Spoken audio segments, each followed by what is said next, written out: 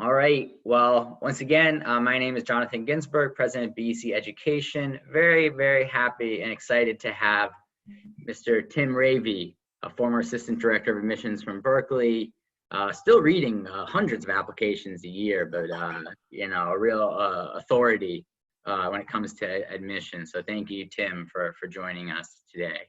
You're welcome. Today is a very important topic. Usually our topics are more about student development and perhaps are a bit more fun, but today's a serious topic. Everybody's dealing with the virus, and it's influencing students' lives, it's influencing the lives of everybody.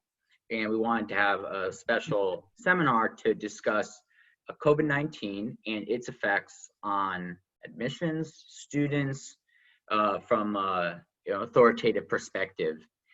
Before hop right into it, Tim, we just wanted to always like to share with everybody who exactly we are, what we do, because we know a number of the people on the call right now are current students, parents. A number are also just heard of us from a friend, right?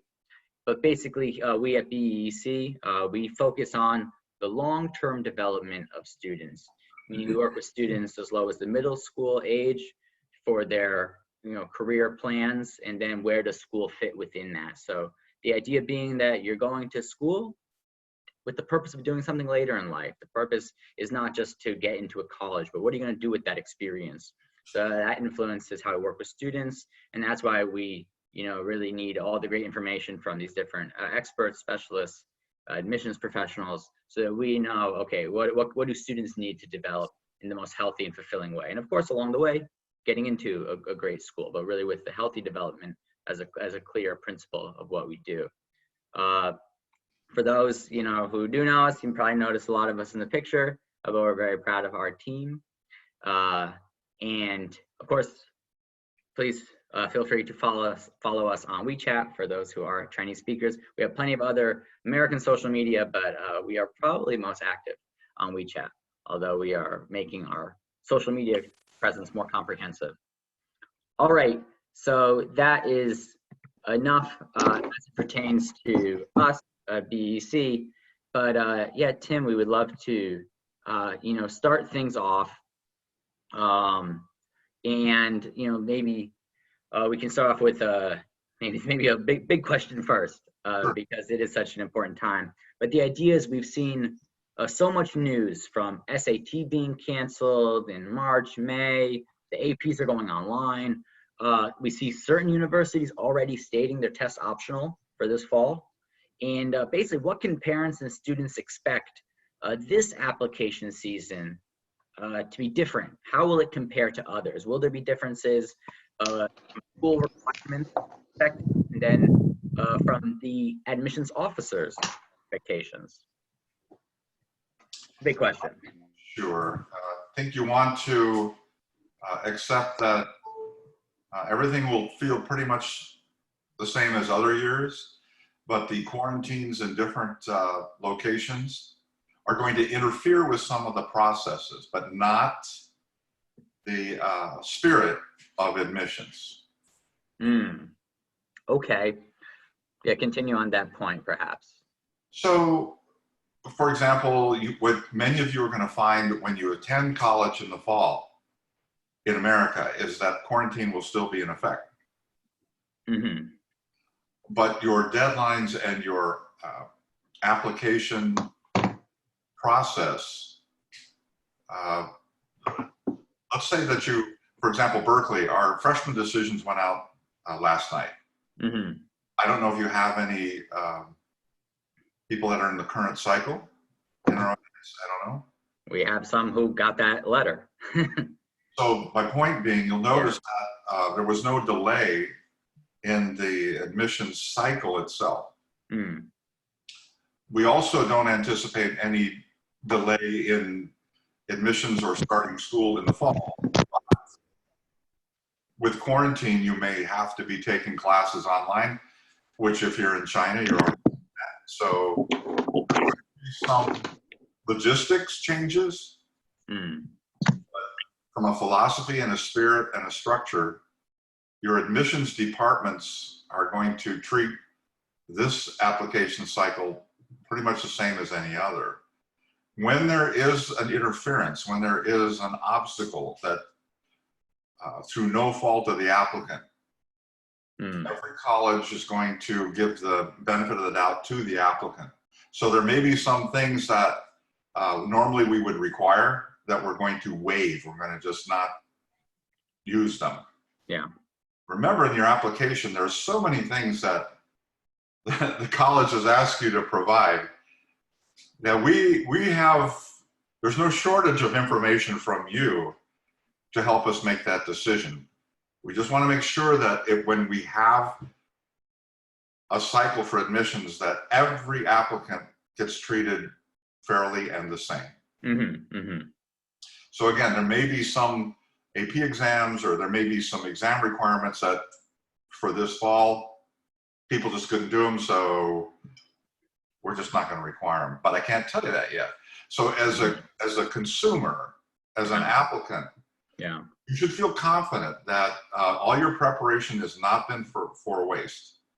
We will get as much from you as we possibly can, and we'll get you into school just in as normal fashion as we possibly can. Got it. So the idea is, although there's a lot of changes, any changes that students need to make, if there are cancellations, I mean, those are going to be considered. And regardless of specific policy changes, the schools are listening and following along with the realities of the students. That's correct. Also, when there are changes, they're going to be you're going to be given a lot of advance notice. Sure. So if we're going to change something, as soon as the colleges or a college can tell you about that change, they're going to push that out quickly so that you don't have to waste a lot of energy on something we're not going to use. Okay, I think that's reassuring, because we're all checking the news every day, but no matter what, the schools, are, in the end, they're looking to accept rather than deny, I guess, is the point. Yes, and we're looking to, remember, our job is to get as painlessly as possible as many good applications as we can. We're all looking for talent. So we don't want to make it harder for you to get your application in. That's one. Number two, currently the only, in our world, the only thing that we're dealing with would be equivalent to like a typhoon. It's just a typhoon that's going to be here for a year. Disaster, disaster. So we're going to get, the process and the opportunity is going to remain for you. There may be some changes, you'll know about them in advance. But for preparation, continue to prepare exactly the same way as if things were normal. Okay, thank you.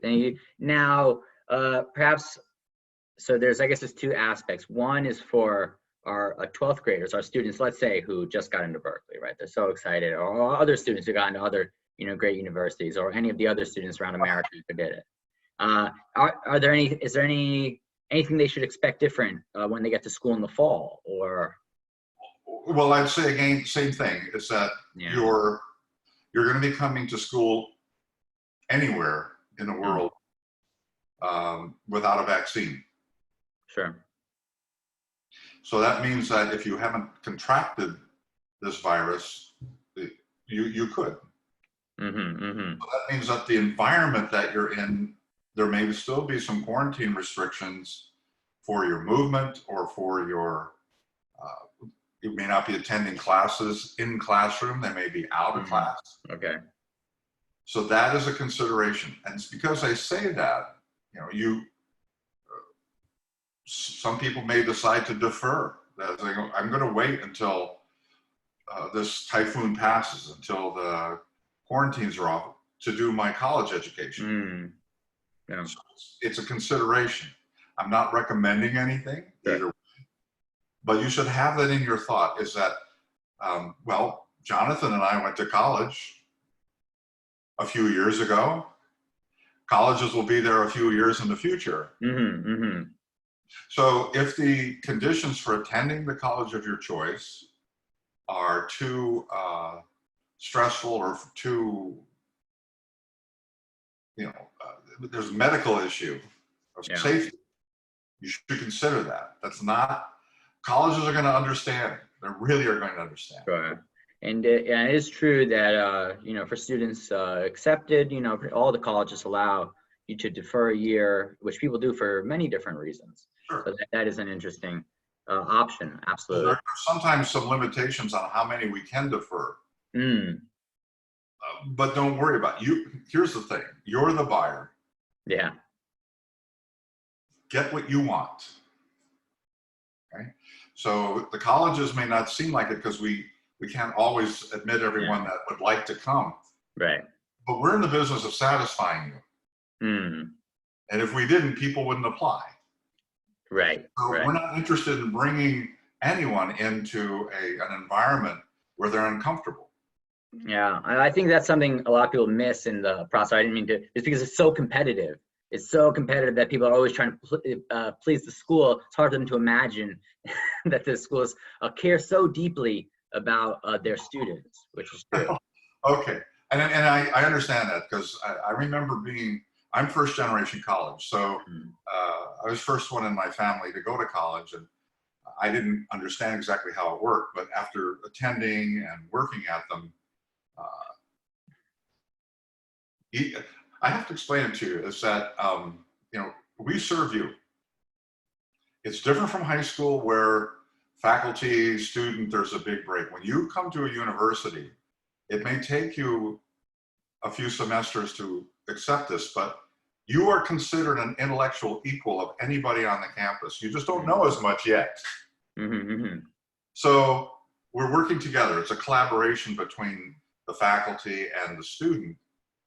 Sometimes before the student feels it, but I want to share that with you right now. When you're picking a college, you're picking a partner, you're picking a collaboration. Mm-hmm. And I graduated from Berkeley 48 years ago.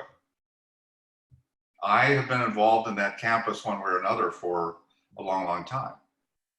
Mm-hmm. I've done things to help the campus, but the campus has done a lot of things to help me too. Yeah. So it's not a transaction like buying a car. Mm-hmm. Mm-hmm. It can be, but you can also treat it as a relationship. Yeah. And just coincidentally, I did start attending Berkeley a little bit before I got married, but I still have the same wife, from. Right. So it's not a transaction, it's a relationship. And you want to think about your college, even though many of us will go to post-grad and will do things beyond our four-year college. You kind of want to look at it as saying, look, I have an opportunity to establish a relationship.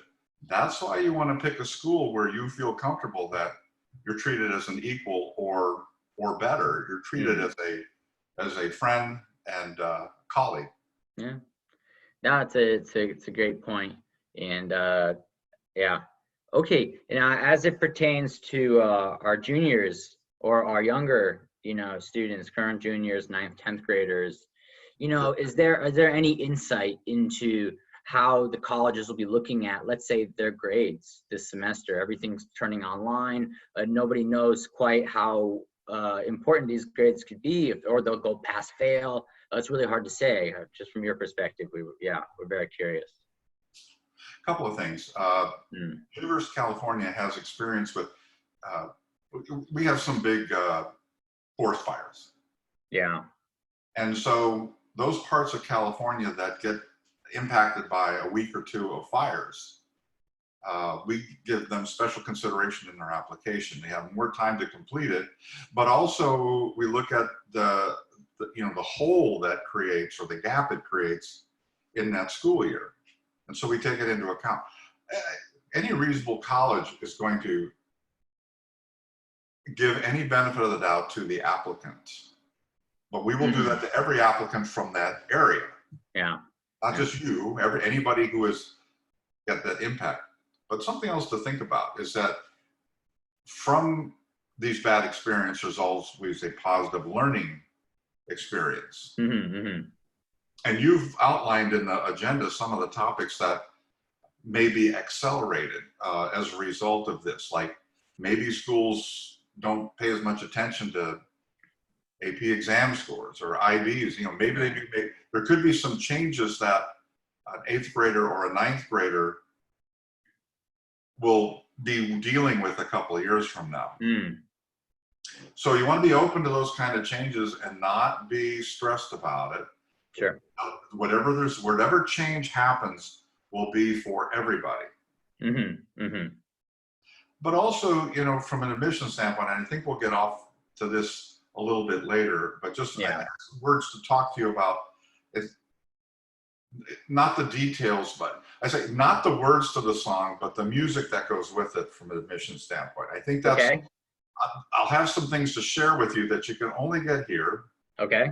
So your time will be well spent. All right, fantastic, fantastic. You know, so all of our students are at home now across the country, and a lot of our students abroad in China have been home for a while. With many of our students, you're required to stay at home, all courses online. There's no opportunity for their traditional clubs and activities. How should students best be spending this time under quarantine? I know it's a big question, but what can students be expected to do? Academic, extracurricular, social, you know, I mean, it's a broad question, but if you can try to tackle it. I'm going to give you a trick. Okay. Little admissions secret. I hope everybody's listening. And it's recorded, so you can share it. Sure, yeah. Remember, when I read 100 or 2,000 applications, they don't vary much. So when we're very sensitive, our antenna go off when we see maturity or responsibility beyond a normal 17 or 18-year-old. So that sometimes shows up in adversity. Somebody can have a serious illness, serious injury. And the concern of the applicant is, well, it prevented me from, you know, doing these check boxes. Sure. And we look at it the other way. We go, what did you get done with what you had to work with? You might have really stepped up proportionately to compensate for whatever setback you had. Yeah. And what would be an example? I'm at home. I can't go to school. I have parents who spoil me. I'm a grandparent. Trust me, I know how to spoil you. I don't normally do housework. I don't normally do dishes. I don't normally do any of that stuff because I'm in school. Well, think about this. Without going overboard, come up with some examples where, because you were there, you stepped up to take some of the burden off your parents. And in this way, you showed your maturity. Sure. You showed your life skills. Yeah. The reason I mention this is we almost never see that anymore in high school applicants. Yeah. Because your parents are doing everything for you. Doesn't feel like it, but it's true. It's true. Yeah. So you can take that disadvantage and say, well, what do I have to work with? Oh, I'm in this house and my mom is going crazy, trying to make everything work. My dad's pretty nervous. Gee, you know, I'm not 12 years old anymore. I bet you there's some things around here I could take off their plate. Yeah. Since I'm already here. Yeah. Now, less time on WeChat, more time doing housework. Yeah. Let's start with my room. And you don't want to get into that granularity when you're talking in an application, but that spirit, there's going to be one or two anecdotes or one and two examples of how you use that lemon to make lemonade. Now, So I think about that, and you don't have to do anything extraordinary because you will stand out from the applicants just by doing that. Yeah. But I think that, it's really you know, great point. And you know, for really at any moment for students to be able to see outside of themselves. What are the problems around me, or what are the things I could be doing with that I could be addressing? Because although maybe I'm 16, I have the capacity to still see a problem and try to fix it. So same principle applies. Jonathan, that's a great point. I'm almost 70. I still don't have much ability to just get outside myself and look at myself. I can say it well, but you know. But remember, we open up every application, and our objective is to get that applicant into school. Mm. I know at Berkeley, most times I'm not, but I don't start that way. And when any admissions officer, we're people. Think about our weak spot. What's the edge? Perfect scores? Got those. Got lots of those. But I'm looking again for a person who is showing that when you give me any kind of opportunity, I grab it. And I don't wait for my parents to get me an internship with my uncle, which isn't bad. Not bad, but yeah, I get it. But I do it myself. Sure. Why? Because when you get to college, your parents and your uncle aren't going to be there. Yeah. But you are. You're also going to be in an environment that is not high school. Colleges are learning factories, and they work even when you're not there. And your faculty and your staff and grad school, they're working on things where they sometimes need some help, hands-on help.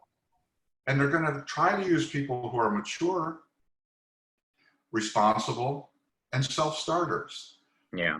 Not in a crazy way. That's my point.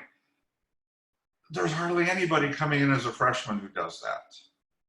So if in your application to colleges, admissions can see that you're already there, they want to give you the opportunity at their school. Every school is going to feel the same way. Oh, this person would be a great fit because they can hit the ground running, and it's not all about the grades. It's not all about academics, because college is 50-50. Jonathan will preach that to you. You're going to spend less hours on your classwork. You still need to get good marks, but you're going to be networking and relationship building and partnering and collaborating and kind of grown-up type stuff in a school setting. Most of us takes a year or two to figure that out. Sure. If you already have that in your application before you come, It's pretty special. Yeah, I mean, that's what an admissions officer is going to look at. And you're not lying, you're not exaggerating, because you don't have to. You simply have to have an example of that to be different from the other applications. No, I think it's something a lot of people forget about. You know, just a lot of, it's easy to focus on specifically the tangible achievements, but in fact, it can often be just the things around you that you can be making the biggest impact on. Grab them if you can, but if this environment doesn't provide as many opportunities for that, use the environment you have to fashion those most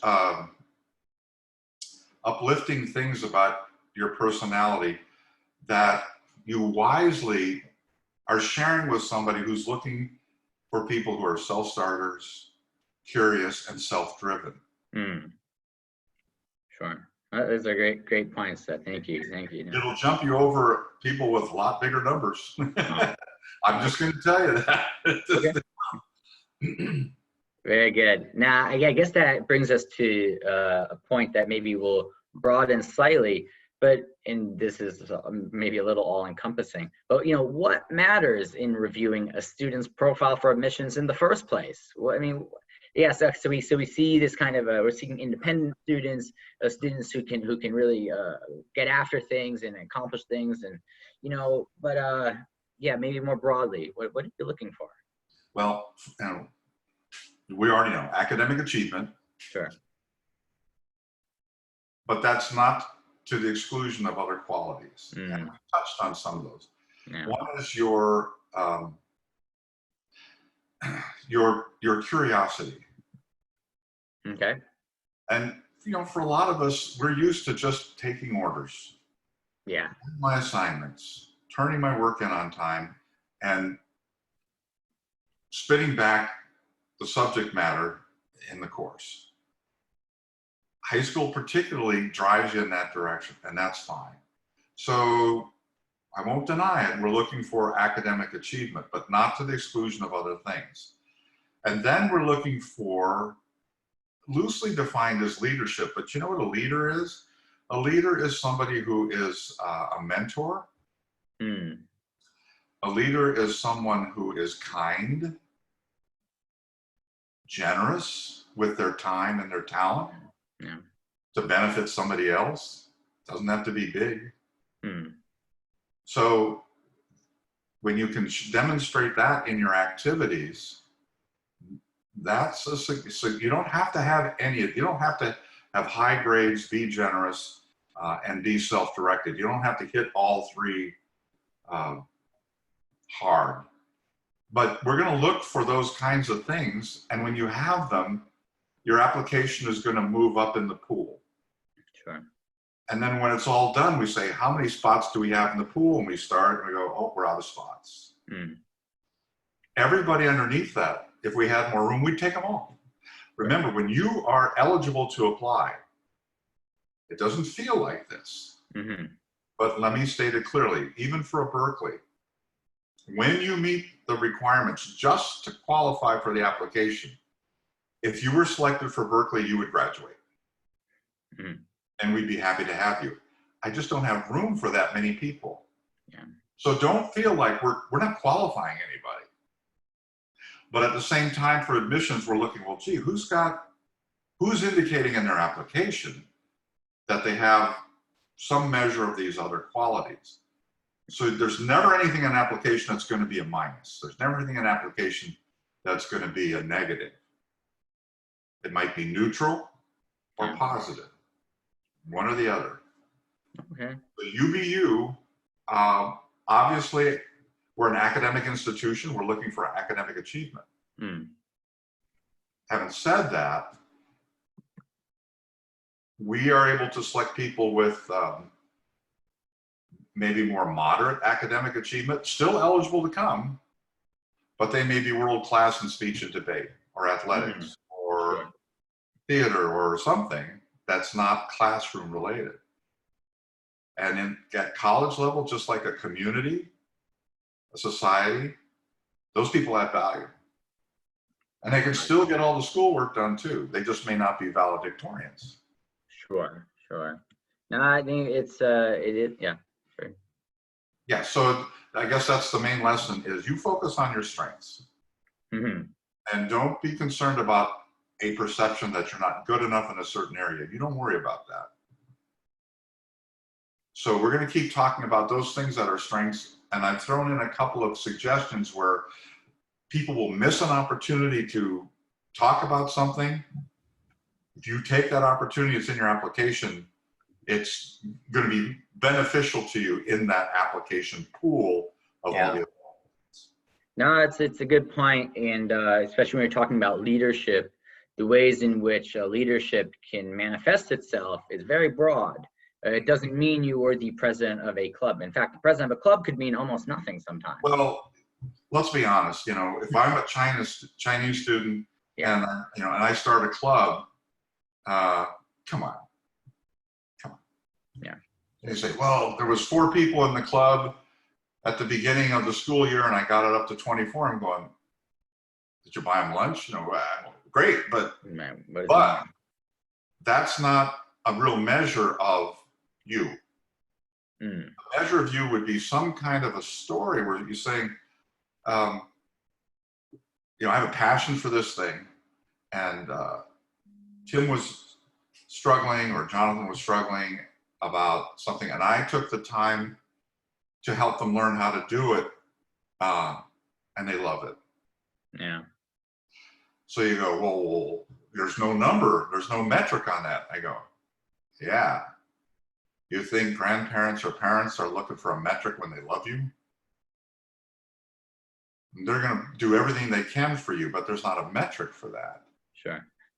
But there's a value to that. So when we talk about you mentoring and being kind and generous with your time, your talents, it's not just because, oh, I did it and nothing happened. There should be some positive outcome, but it doesn't have to be a number or a metric. If you have it, that's great. You know, we sold 800 more books this year than last year. We're not going to ignore that,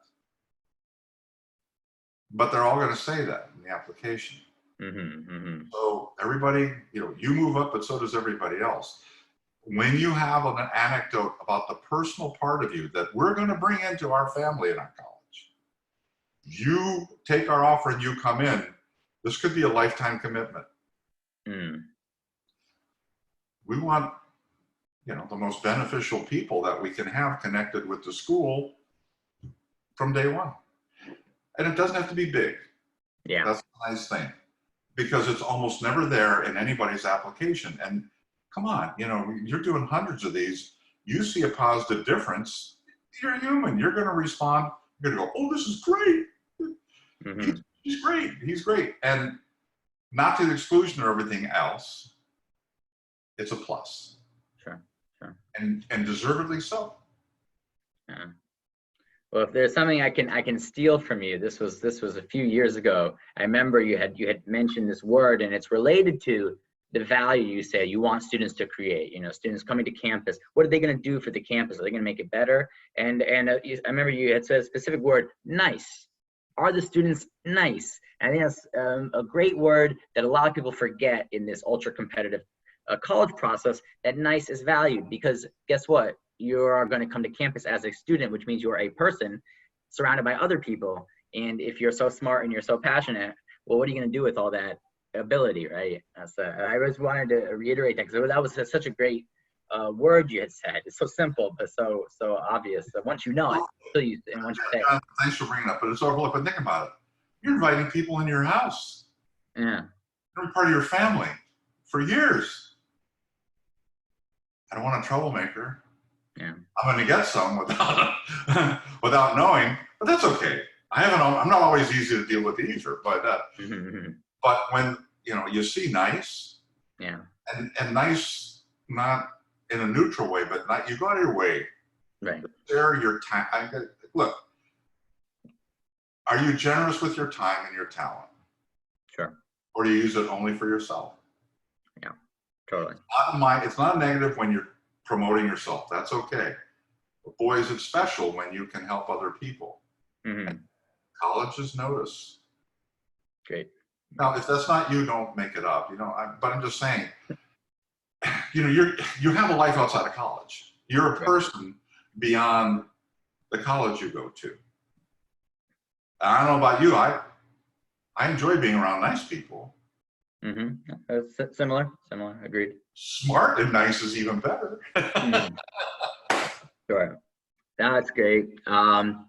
That's really a great answer. We have a lot of students who are here. We have many types of students. We have students who were born here. We have students who just recently moved here in their international status, but in the U.S. we have students who are outside of America, completely international. Are there any distinctions between evaluating these types of students? You're going to be evaluated for each school year on the school system you're in. Let's say you're from Dongguan. Okay. And you do 9th grade, all China school. Yeah. And then somebody in your family says, hey, it'd be great. I want you to go to a boarding school in America for the next 3 years. And you go for 10th grade to a boarding school. It's terrible. It's terrible. Nobody's trying to make it terrible, but it's not good. Sure. But you spend a year there, and then you spend 2 more years in another school in another state in America.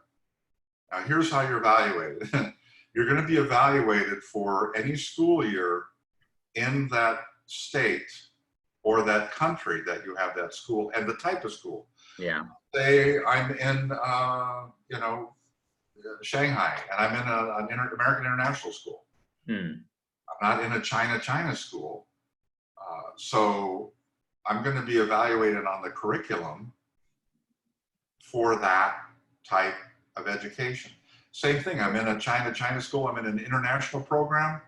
I can do APs, I can do IBs, I can do, It's a mix. Yeah. Bottom line, you're going to be evaluated on the curriculum that you spent that semester or that year in, period. Just to be fair. Sure. What I would say from my experience is it's very risky to move around a lot of different schools. And risky because you can't build up any traction. You can't build up a gang, right? You can't, so we can't compensate for that. You want to give yourself stability. You want to give yourself relative comfort with some rigor. Yes.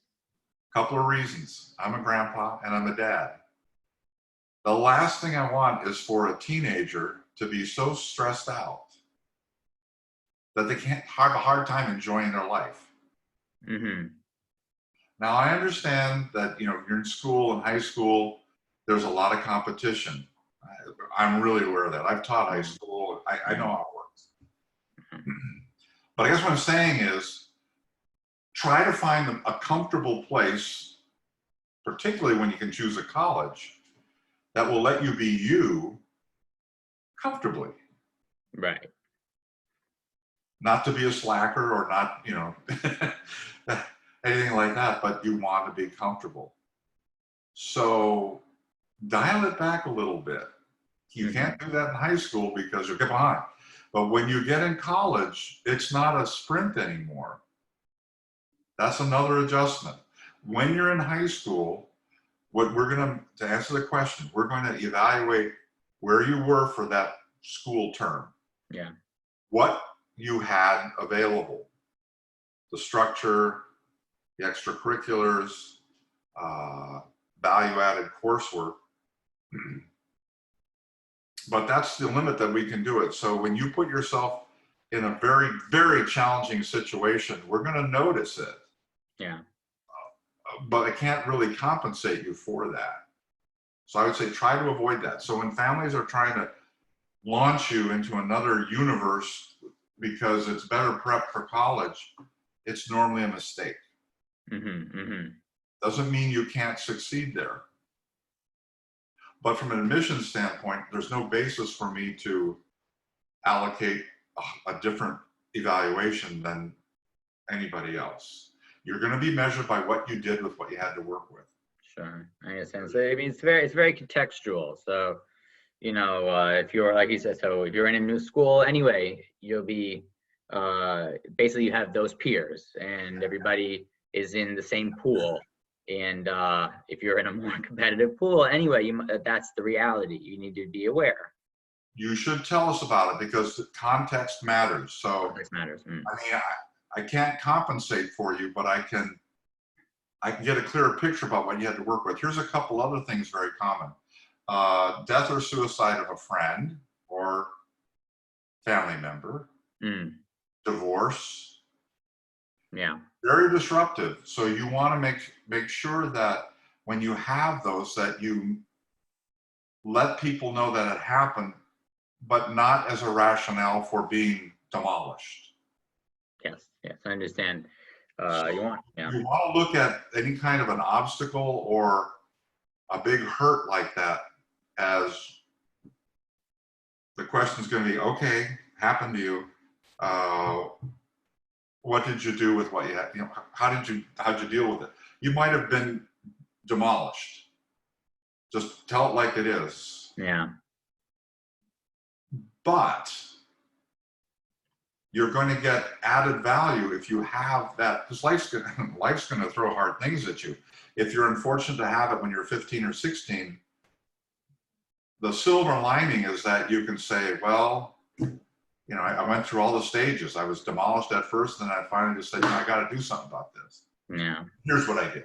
Sure. And it might not have been an epic recovery, but we're going to see that. Right. And it's value added to this extent, which is that, you're not naive about life. So if you come to my community and you're with 18 and 19-year-olds and 20-year-olds that are your friends and they have this for the first time, Yeah. you're going to be able to help. Sure. As a friend, as a colleague. Right. So it goes into that area of the added value of maturity, life skills. Mm. So it's a component. It's not gonna. Totally. It's not gonna be the only thing that admissions looks at. Mm. We look at the whole person. But when you have something like that disruptive, and you don't mention it, that's a missed opportunity. Yeah. Tell us about it so we can work it into your evaluation. I understand. Even if it ends up being a neutral. It's the more information we have. I think you're getting the picture now that, you know, we're like your friendly uncle and aunt and grandma. You know, we're trying to get you all in, but I'm going to do that for all of you, not just one of you, for all of you. So the biggest failure you can make is to just not tell us something. No, I understand. And there's, I think that's a really good point, because we do get a lot of students or parents nervous to discuss too much about perhaps some adversity faced, or people just thinking adversity alone is what makes it better. Well, it's not about the adversity, like you said. It's about what can you do with it? You know, it gives you an opportunity to show, you know, your what you did with that situation. Yeah, I mean, but let's be fair. You know, sometimes these are just so devastating that it rocks your world. So Yeah. Okay. just tell us what happened, what you did about it. But if something happens between now and when you apply, Grandpa's advice to you is deal with it in a way where you can show that you fought back as hard as you could in the spirit of recovery and respect for your life and the opportunities that you deserve. Great. Does Totally. that make sense? Great. I mean, just an example. You couldn't. You're talking about you can't tell. But yesterday, about 24 hours ago, my father-in-law passed away. He's 96, and he was in hospice for over a week. So we knew this was coming. Yeah. And the last one. Both of my parents have passed. My mother-in-law's passed. He's the last one. We're 96 years old.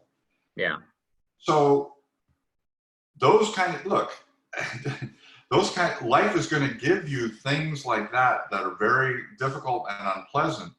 But look at the bright side. I get to do this tonight, right? Oh, okay. Very true. So life gives you this and it gives you that. What's the most helpful thing to do is take every opportunity. Yeah. Don't miss them. Sure. Don't let them go. So the summation of this section is, even if it's sensitive, you don't want to dwell on it. You want to put it into your experience. So we can sometimes see it in your transcript. You're going, you know, there was something in there. Something happened. You don't tell me what it is. Yeah. That's okay. But if you do tell me what it is, I can usually look at that and go, wow, she didn't keep going. Like, look at her. Look what she did. She brought it back. Yeah.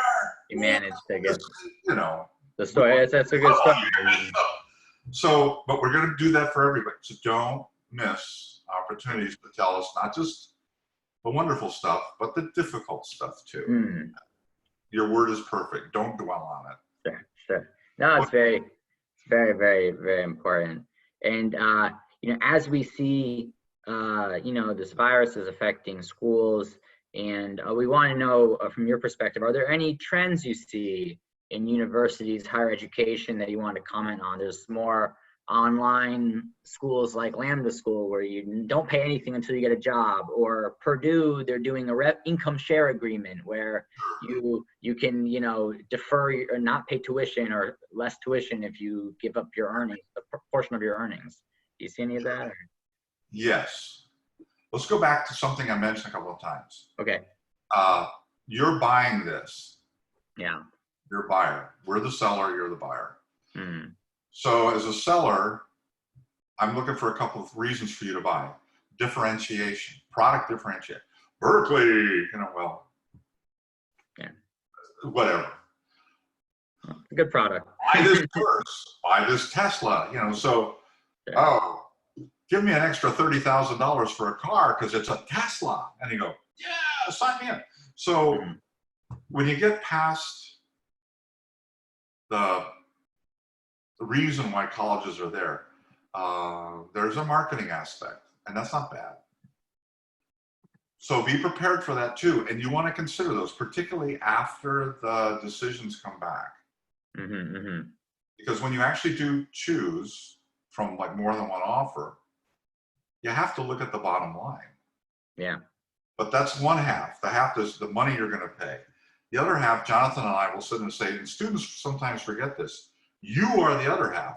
Are you going to be a C student, a B student, or an A student? Because you're going to pay the same. Yeah.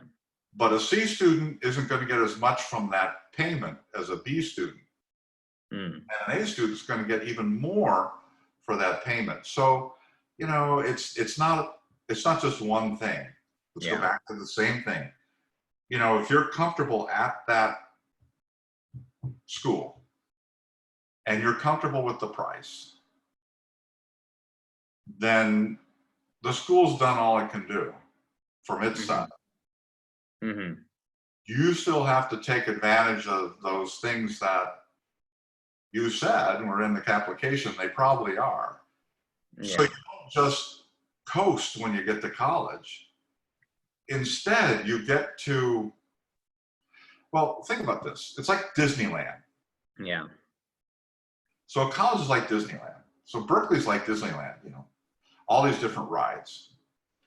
You don't want to go on all of them. Yeah. But the ones that are really important to you, you'll get to go because you're at Disneyland. Similarly to Disneyland, you can see why maybe you don't want to just like get on all the rides from 9 o'clock to noon and go home after lunch. I'm all done with Disneyland. So college is set up for 4 years, but you can stay longer. It's true. And you don't sound free. Oh, but it costs me money. The longer I stay at Disneyland, the more I pay. Yeah, but you're only going to do it once. So as a buyer, you want to look at that. And here's something to remember. When you graduate from college and you're sitting there with other people in your department, none of you will have the same transcript. Yeah. Even in the same department. Because you're going to take different electives. You're going to take different rides. And that's just half. The other half is the things you do outside of class when you're in college, the things you volunteer for, the personal things that become lifelong hobbies, the relationships you make lifelong with certain classmates or faculty. That's what you get when you go to college. You get a lot more than it's way more than high school. Yeah, absolutely. So it goes back to, man, look, if you're in a place where you're really comfortable to be there, that's the sweet spot. That's what you want to find. Good news is that there's all kinds of schools out there that you don't even know about that can do that for you. As a buyer, you got to look for them. That's the key. You know, that's like the fit key, and it gets lost in the rankings conversation. It gets lost in the academics conversation, but the fit component is really so critical. Now, I did want to make sure, because we've hit the 50-minute mark. I don't want to keep everybody here, although we're loving it, but I don't want to keep you here all night either. But we're starting to get some questions coming in, and I think these, you know, are maybe pretty critical questions. So we have one question coming in that says, you know, question for juniors. Says it was announced. I don't have the specific school name, but it was announced this semester's grades will be credit and no credit, like a pass-fail system. First off, does it apply to all schools nationally? Yeah, I mean, again, probably not. So when we get your application from your school, we actually have the tools. We'll go right into the school and see what happened at that school. Sure. And so we'll take that into account. So our metrics are going to be a lot different, but we know how to do that. We developed the atomic bomb at Berkeley. In admissions, we can figure out the metrics on that in a fair way. Sure. Again, for you, get as much value from the class as possible. Do not stress about the grading system that has to be imposed because of the typhoon. Sure, and I understand. So definitely, this is not something that's been nationally instituted. Certainly, now maybe more schools will follow suit, but hard to say. There's a second part to this question. but just saying that, as it's the, I guess this student is their semester where, especially with more APs, they were hoping that for the weighted GPA, right? This is their semester, they have more APs. They were hoping it would boost their GPA. If their school does credit, no credit, but other schools don't do credit, no credit, then everybody else's GPAs are super high. Their GPA suddenly didn't get that bump. Is that going to be an issue? Once again, it's a very serious question. I don't know about other schools, but at Berkeley, you're evaluated by the other students in your school. Okay. That's your pool. Yeah, it's your pool. School is your pool. School is your pool. Okay. That's very, very critical comment. Giant databases. So, we're going to know that. In fact, when we do evaluations, we do them sorted by school. Okay. So if there's an evaluation team, you're going to be measured that way. That's number one. Number two is you may have different colleges approach this differently. But remember, many colleges, including like the UCs, is that we focus more on your unweighted than your weighted. Okay. We're public. Most of our students come from California. They don't all have a lot of money. Sure. So they can't all, in fact, some of their schools are not that good. So they don't have access to APs or IBs. So if you have them, they're considered added value, but they're not required. So we're looking at your raw unweighted GPA as kind of a benchmark. Not the only thing, but it's going to carry more weight than your AP exams. Yeah, I understand. But if you take an AP exam, do great at it. I mean, it's added value. So it doesn't hurt you. At the same time, you're not as a disadvantage if you can't afford to take them. Got it. I think it's very, very important point that you're going to be largely judged within your school. So therefore, do not worry about what other districts are doing, because you are going to be judged within that pool. That's for UCs and probably for UC. So, yes. most publics, but privates can do whatever they want. Okay, totally understand. I can't tell you that there's only a private can do whatever they want. Right. Okay, great. We got some questions coming in. Everyone's kind of getting excited. And then I think we may have addressed this slightly, but as once again, you're a junior. You didn't get to take the SAT perhaps, or different college admissions tests because of cancellations, effects, or you're saying you don't need to, anyway, it's all in context. If you didn't get to do it, others didn't get to do it. So don't overstress what you weren't able to do. Yeah, if you have no access to it, if it doesn't happen, then normally, well, in our case, we're going to waive it. Okay. Okay. And meaning that we're not going to require it because it was impossible for you to have it. Yeah. Okay. I understand. Okay. So it's going to be. Other schools may not do that, okay. But again, we're public, so if there's a big earthquake, equitable. We're going to have to waive it because nobody had that chance in where you were to do it. Right, and we would say, I guess in that case, then there's just more weight, or more of the attention can be focused on the other aspect. Well, it could get to the point where in the application there are certain boxes that you can check off. Yeah.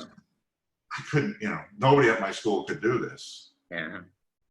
Now, if you're able to overcome it some way, we'll take it, but we're not going to require it. Sure. That's normally what's going to happen when, through act of nature, you just can't get it done. Sure. Understand. Okay. We do have yet some more questions. We have our parents are very prepared. They care a lot about their children, about their education. Any idea about how this may impact our younger students? Is there an impact, let's say even a middle schooler?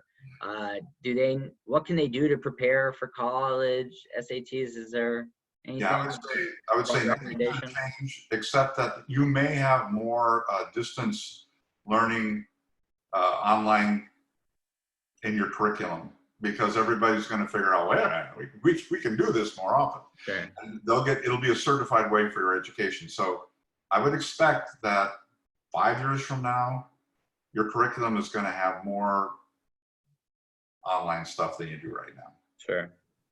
And is there anything you would as a general advice to middle school students that maybe they could be doing, how to spend their time? The same thing, not to push on it, but remember to try to find a way to be doing things that people 2 or 3 years older than you are doing without scaring anybody. Yeah, I mean, you don't want to get weird about it, but if you're 14, try to do what 16-year-olds are doing. I understand. If you're 16, try to do what 18-year-olds are doing. And use those in your application to indicate how prepared you are to be in an adult situation at college. Sure. I understand it. Yeah. From a school, academics, just do the best you can with what's available. Sure. I like that idea. There's this focus on maturity, and with defining maturity really as this way of recognizing yourself as a community member, and then what can you contribute. Find ways to help younger students. Yeah. I mean, they're there. That's what grown-ups do. Yeah. Yeah. That's what you'll do when you're a grown-up. So practice it now, not to get in the way of your schoolwork, but, you know, try to find ways to be a helper as much as you can. Sure. I like that, definitely. We have another question, which we're actually very curious about as well, and maybe the answer is not out quite yet, but the idea being that a lot of students take APs with the expectation that they will get credit for college, and that can be A, saves a lot of money, and B, can save time, and they get to jump ahead. And if the AP exams are going to be online, which means materials cut, what does that mean for the colleges? Are they going to still accept these APs as credit? Maybe, I don't know if that policy's out yet. Yeah, so that's over my pay. That's over. But everybody will know when those decisions get made. Right. And take advantage of whatever is available. Yes, I should say. If not enough people can do it, don't be surprised if there's allowances for you to not be able to do it. Sure. Well, yeah. I should say, you know, to the audience, this is something we've been really keeping tabs on as a member of NACAC, National Association of College Admissions Counselors. We get the info in every day, new policies, and this is something that we're keeping tabs on for sure. Jonathan and I are just going to tell you frankly, there's going to be some losses as a result of this epidemic. Right, inevitably. If you don't get sick, even if you don't get really sick, it's devastating to the economy. It's devastating to academic achievement. So there's going to be a cohort of you that's going to suffer. Yeah. You just have to work around it. Yeah. But schools are not designed to punish you for what you had no control over. Sure. I think you know, in the same vein, but it's also a critical question. A lot of summer activities are getting canceled. We've seen some schools to go online. Some say we don't know yet, but we believe may be canceled. And even if they weren't canceled, do you want to go? It's reasonable concern. So how will summer activities be evaluated? There's so much uncertainty within these cancellations. Well, we're going to look at summer of 2020, and we're not going to expect anything. Sure. Just, right? Right. I mean, no expectations. Sure. Safety and health comes first. So So there's going to be a gap in there again for the cohort. So you won't be at a disadvantage because it's going to be global. Right. My understanding is until there's a vaccine available to the world, you're pretty much in quarantine. Sure. Wherever you are. So there's going to be limitations on group activities until maybe the middle of next year. Sure. So you be safe first. Do what you can with what you have to work with. And the colleges we're going to understand. Sure. I mean, look at me. I'm 69 years old. I can't go out of my house. Yeah. Honestly, it's very intense. So I can't go to grocery stores. I have to, so. High risk. Yeah, absolutely. Got me. Safety. Okay. So can you say, well, what are you going to do 6 months from now? I said, well, we're going to be fair. You're going to be safe. Yeah. Don't do anything that's unsafe. You do what's safe, and we will all adjust to that. Yeah, I guess it's a stressful thing. Given that everybody says, oh, the academics only get you to the door, but the activities and the essays are what get you in. But if I can't do the activities, then anyway. But the idea is there's always something you can be doing, even if it's not called the Penn Engineering Academy, or it's not called the Cosmos program. Or well, I'm sure. Here's what my experience is that you're going to find some things that are going to compensate for it, some kind of online stuff that you're going to be engaged in that's going to require you to produce a lot of some kind of effort that you can get credit for. And we will all use that, and you will use that. We're smart, we're not as dumb as we look. Sure. Okay. We're going to come up with stuff that doesn't exist yet. Sure. And you just take advantage of what's available to you. That's all. So, but again, colleges are going to have to be very lenient. But just because it's available to you doesn't mean it's available to me. Totally. Yeah. So, but still, if you can get it on in your application, do it safely. I understand.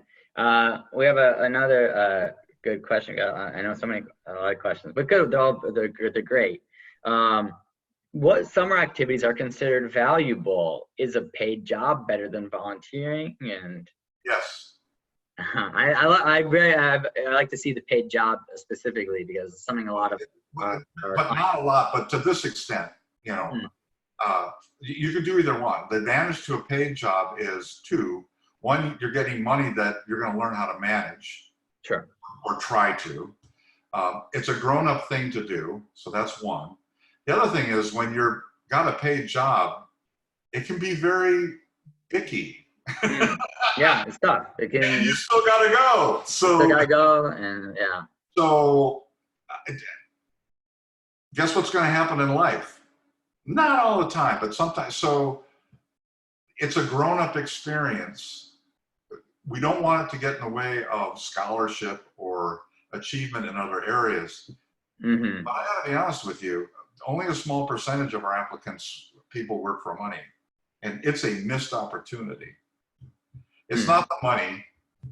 It's the, I'm not naive anymore. I was working for this guy or this lady, she was really mean. And you go, hey, that's why they call it work. Yes. It's not a big learning experience. It can be fun, but and I'm not being facetious, but I'm just saying, look, no, it's not. A summer job is good because it ends, right? And but there's some takeaways. You will often work with people who are grown up, and you'll look at them and you go, wow, this is the best they're going to do, and they're really great people. Yeah. I'm never going to look down my nose again at somebody who's doing this kind of work, because they're good at it. Yeah. And for them, this is it. They're putting their heart into this. Yeah. I can respect this. Yes. Even though I don't want to do this the rest of my life, I can respect this. Yes. So there's, again, be nice, but put yourself into some challenging situations. Yeah, no, paid work is something we really value. Don't do it during the school year, but come on. You have time. You can do it. You will learn things about grown-up things. You'll get to look at grown-up life that way. Yeah, totally. And it's safe. It's relatively safe. Yeah, exactly. Yeah, because it's a limited period of time. Sure. Well, back to school. We're going to treat you right, So. Sure. Yeah, no, it's great points. Here's another question, which we've been mulling over as well, so we're happy to see it written out. But will COVID-19 cause recruiting numbers shrink toward overseas postgraduate enrollment in the future? Basically, let's expand it out to, how do you suspect this will affect recruiting period? Well, I don't know about recruiting, but enrollment. It should have a real negative effect on enrollment, and that's what colleges are going to have to adjust to. So, I mean, a school like a Berkeley, Sure. we're going to get people in the school, but we may have, the numbers are going to move around because you have to be safe. And, you know, if California is not a real safe place to be in the fall, I don't think I want to send my kid there. Now, if I'm already a California native, I'll go, you know, it's okay. I know how to be safe here. So, yeah, I mean, emotions got, you know, it's not all rational. So I would say probably the trend's going to be for people to stay closer to home where it's safe. Yeah. So here's what I was in California, and Jonathan knows because we're both from Northern California. Coming out of high school, a lot of the Northern California kids that want to go to Southern California, it's 400 miles away. So you know, all the UCs in the South get kids from Northern California, and the ones in like Berkeley, we get a lot of kids from LA. Yeah. Well, maybe this year they stay and they go to Irvine and LA and Santa. Ones up here go to Santa Cruz, Merced, because it's safer. Yeah. So, but I can't predict. But you know, do what's safe. Yeah, understand. And whatever safety is in the fall or next spring, you know, do the best with what is available, and let's just see what. Absolutely.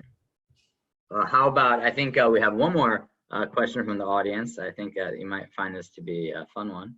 But some people say, okay, maybe they know someone important at the university, like a board of trustees or something, and they believe it may give them an advantage. Is this true for Berkeley? How does that whole thing work? We do get these questions. I love that question. Great, that's perfect. Because you know, I can tell you, like every year, some of us, as you get deeper into the, you know, the editing phase for just before all the decisions go out, you get to the point where you don't offer admission to the child of a faculty member at Berkeley. So anybody who doesn't get admitted can appeal. Right. But we don't know. You don't, it's merit. At Berkeley, there's other schools where you yes, I'm Professor Tim's granddaughter, and they'll go, there you go. We're public, meaning we don't own these spots. Right. The people of the state of California own every one of these spots. That's a great quote. That's a great quote. If you don't know. It belongs to the people of California. Yeah. So it's wonderful, you know, and I'll say this in the back of my mind, I'm thinking, that wasn't a very strong application if your mom is a sociology prof. Right, you've had some opportunity. Well, and I'm not knocking her, I'm just saying, no, it's just eligible to come, and I'm going, she's kind of saying in her application that, you know, an academic place like Berkeley is not her fit. So, and I don't even ask, like, well, where else did she get admitted? But normally you're admitted, you know, you have other places. Of course. So it's a status thing saying, well, I want to have Berkeley on my luggage. And I'm like, well, great. But that's a good question. So at some schools, yes.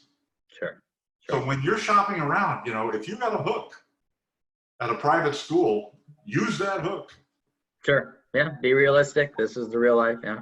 It falls under the, what did you do with what you had to work with? Well, I had to work with a hook at so-and-so school. Play the hook. But at the publics, and particularly UCs, there isn't any. Sure. Everybody that got in there on merit, and every year there's tens of thousands of people that were just as deserving, and we ran out of room. Totally. All right. Now, I don't feel bad that they're not going to go to college somewhere. You have 80,000 qualified people who would all do great, and you got room for 6,000. Sure. We're going to be able to offer 12 or 13, and we're okay that over half of them are going to go somewhere else. Yeah. So, but that's the admissions numbers. Don't even think about that. You apply where you want to go.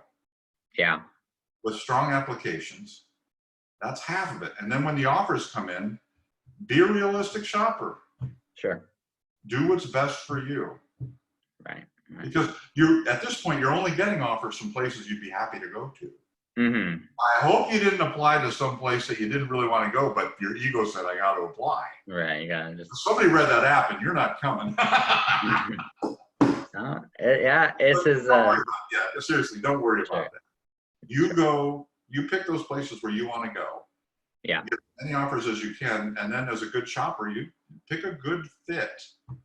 Mm-hmm. No, it's fantastic. Tim, thank you so much for the time. I think we all learned a lot tonight, and you addressed some really important topics at a very critical time. So we all wish you safe. We wish everybody in the audience to be safe, and we just really thank everybody, for joining. I have one thing. Yeah. Yes, please. So you know what the cheer at Berkeley is, right? I believe Go so. Bears! Go Bears. All right. All right. That wasn't loud enough. You got to go Bears! And today I'm a Bear. Go Bears! Go Bears! I'll be Thanks for your time, everybody. honorary Bear. It's been my pleasure. Good luck to all of you. Okay. Well, have a great night to everybody. We'll be sending more information in our WeChat group. We'll be posting this later on YouTube, on BJon, all over the internet. We're so thankful. And I wish everybody have a great weekend. Thank you again. Stay flexible. Good luck and stay flexible. All right. Good luck. Stay flexible. I like that. Okay. Thank you very much. Good night. Good night.